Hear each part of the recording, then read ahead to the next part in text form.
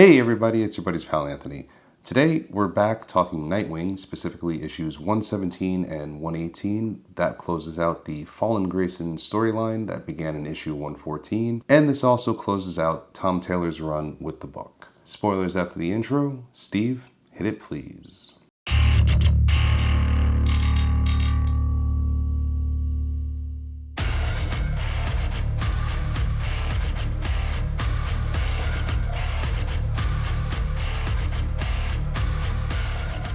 So Nightwing 117 and 118 and Fallen Grayson overall, and really Tom Taylor's run overall, what do I think of this book under his direction? What do I think of the end of his run on this book? Overall, I have to say this book has been consistently enjoyable. Yeah, there's been a couple of head-scratching, eye-rolly moments, specifically how his girlfriend from the beginning of the book, from when he was Rick Grayson and had amnesia, how she turns into, well, she was an agent of Spiral, and now she's a pirate queen, and it turns out she has all this like crazy backstory and history. If they had any of this in mind, she could have stayed in his life versus him just doing the whole, oh, I'm going to protect you and dump you thing and moving on to Barbara. They just wanted him back with Barbara, which is fine, but I don't know. If they're going to do it, I don't think you should have brought her back as a viable partner in this sort of a life.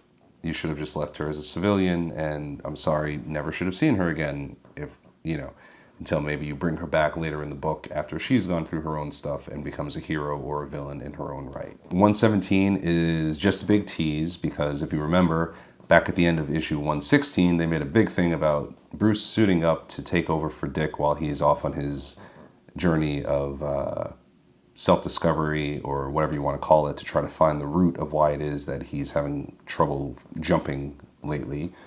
And while you do get a couple of panels as Bruce in action, you don't harp on it too much, which is good because it is a Nightwing book. If we want to see this, they could have done maybe a backup story, like one of those 5 or 6 page things that they throw in at the end of some books, just to give us a little bit of this, because it would have been interesting. I'm jumping ahead. When Dick finally gets back to Bloodhaven, he catches up with Bruce, and we get told from Bruce, he's like, well, I quipped once or twice, and this and that, and your suit's very tight, I think he says at some point, and that's pretty much it. And then we're back to Nightwinging, which, hey. The title of the book is Nightwing. Overall, I love this book. I love this story that Tom Taylor has been telling this whole time. Definitely happy to dive back into more Dick Grayson stuff. Speaking of the man, while he was on his journey to figure out why it is he can't leap, he went to Nanda Parbat. He was training, if you will, or doing therapy, depending on how you want to look at it, with Boston Brand. And it actually, maybe I missed something. I didn't feel like enough time had passed by. Like, yeah, you see time passing by because he eventually grows a beard. But I don't know, something about it felt rushed. So probably the fact that they just stuffed this whole thing into one issue versus playing it out over a couple of issues, but I guess they had to end his run in the book on a schedule or something along those lines. He's able to realize what it is that's been happening to him, why it is he hasn't been able to leap. We go back and it turns out that he was poisoned by Shelton Lyle when Nightwing confronted him in the first-person point of view book that they did a couple issues ago. Nightwing says he didn't really think much of it. He was offered a glass of water. He was thirsty after having fought through all the villains that he had fought through to get to that point. And he took a drink of water and he realizes that's how he was poisoned. Nightwing asks Boston for the push that he needs to get past this because he says he can't do it himself because of the fear. So Boston, he possesses Dick, has him scale a mountain, throws away some rope, and then uninhabits his body and leaves Dick on the side of the mountain where it's just him, his fear, and his thoughts. And we actually come to a pretty crazy revelation. When Boston goes back to see how Dick is doing, he thinks he's failed. He thinks that Nightwing is still paralyzed by this fear. He offers to re-inhabit him again and get him home so that they can try something else. Nightwing thanks Boston for his help. He says he knows what he's been hiding, and he leaps off the side of the mountain, smiling as he does it. Cut to a week later, we're back in Bloodhaven. He catches up with Oracle. He gets his sit rep from Nightwing 2, as Barbara was calling him earlier in the issue. We do ultimately find out what it is that Dick was repressing so much. After he gets back, he goes right to work. He doesn't even take time to put on a full suit or shave. He has to spring into action because his half-sister's mother is being threatened by none other than Tony Zuko. Nightwing goes to save the day. As he finally confronts Zuko, Nightwing's explaining to him that he knows he worked something out, and we get the biggest reveal of probably this whole series, probably the biggest reveal of Nightwing's life for as long as this continuity holds true. The issue ends with the realization that Dick was hiding the fact that he knew all along that his parents were not supposed to die on that trapeze line that night. The target all along was actually supposed to be him. And that's how we end issue 117. That's a pretty big bombshell. That's definitely, I can understand now how the repressed memory of something like that would hold him back and keep him from leaping. I'd said earlier that I don't like that he all of a sudden has a fear of jumping. This is ridiculous. He should have worked through all this shit beforehand. And on the one hand, if the reveal that they had given was something else, I would stand by that. But I think that him repressing the fact that on some level he realized, because of everything was supposed to go down that night, because of the new history that we have with Tony and Dick's father, because remember, Dick's father protected his half-sister's mother from Tony, so Tony had a grudge. It all makes sense now. Tony wanted to hurt the circus. He wanted to hurt Dick's father. What better way to do that than to take his kid? I'm a little bit more at ease with him not having been able to leap over the last handful of issues. Now, issue 118 is just a full-on sprint to the finish. We have a lot of things to catch up with in this issue. Heartless still has all those mob bosses' children held hostage. He has the city believing that Dick Grayson is actually Heartless, and he's terrorizing the city in Dick's name. Heartless, being powered now by Blockbuster's heart, decides he's going to make his final play, and he goes with his army of goons to Haven with the intent of destroying it. He's met at the gates by parents and children who are ready to protect Haven, and one more unexpected person.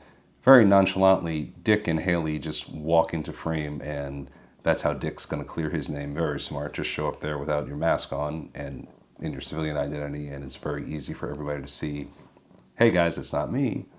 Heartless and Dick have a little face-off, and then they whisper to each other how they know who the other one is. Before he can really start threatening him anymore, Dick gives him says, hang on a second, I got to take a phone call, and the phone call is from Oracle, informing him that the family has rescued all the children, they're all safe. Dick announces this to all the goons that are backing Heartless, and right on cue, realizing that their children are safe, they all turn on him, and now we just have a final chase through the city.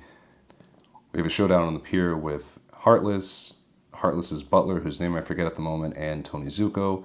Haley actually makes an appearance and saves the day, attacking the butler and causing him to fall into the harbor, but not before, as he's on his way into the water, he manages to get a shot off and Haley gets shot, and this happened and I had to put the book down.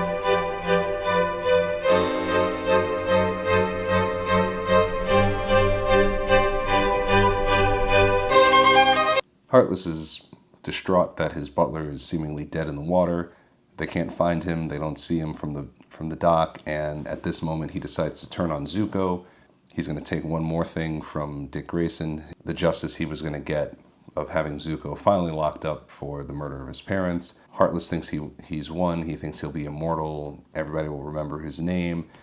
And then in a bit of a cold bastard moment, which I'm actually not too mad at, but Nightwing explains to him how nobody's going to remember his name. That's his promise, because he's going to make sure that nobody ever finds out that he's really Shelton Lyle. He's going to have Oracle erase him, basically. He's just going to be a faceless, nameless killer. Nobody will know who he is, but he promises him that he's going to make sure that everybody knows all the names of his victims, and that's his promise. And the heart finally gives out. Heartless dies. Zuko is dead. Seemingly the butler is dead, although he just got bit in the forearm by Haley and fell into the water, so I'm sure he's going to come back seeking vengeance somewhere down the line. That's the end of Tom Taylor's run on Nightwing. And again, it wasn't a perfect series, a perfect run, I should say. I don't think any series or run on the book on any character is ever really perfect. All in all, I really can't recommend this run from Tom Taylor enough. And that'll do it for me. Let me know in the comments below what you thought of this review. If you've read this series, do you agree with me? Do you disagree with me? Let me know down below and let's talk about it. If you have a minute, head over to YouTube, search Nerd Affiliated. For just $1 a month, you can join the Nerd Affiliated Army. You'll get exclusive access to early videos, exclusive member-only videos like the boss's unboxing of the Ghostbusters tarot cards, and you get the opportunity to join our live show, Hey Archer Live, which is Thursdays, 8:15-ish in the PM Eastern Time. Lastly, at the time of this recording, we are full-blown into the holiday season, and what better gift to give a friend or a loved one than the gift of some sweet, sweet Nerd Affiliated merch. And you can find that merch over on our website, nerdaffiliated.com. Like I said, we have a merch store, and you can get yourself or a loved one the gift of some sweet, sweet Nerd Affiliated merch for the holidays. That'll do it for me. Steve, play me out of here, please.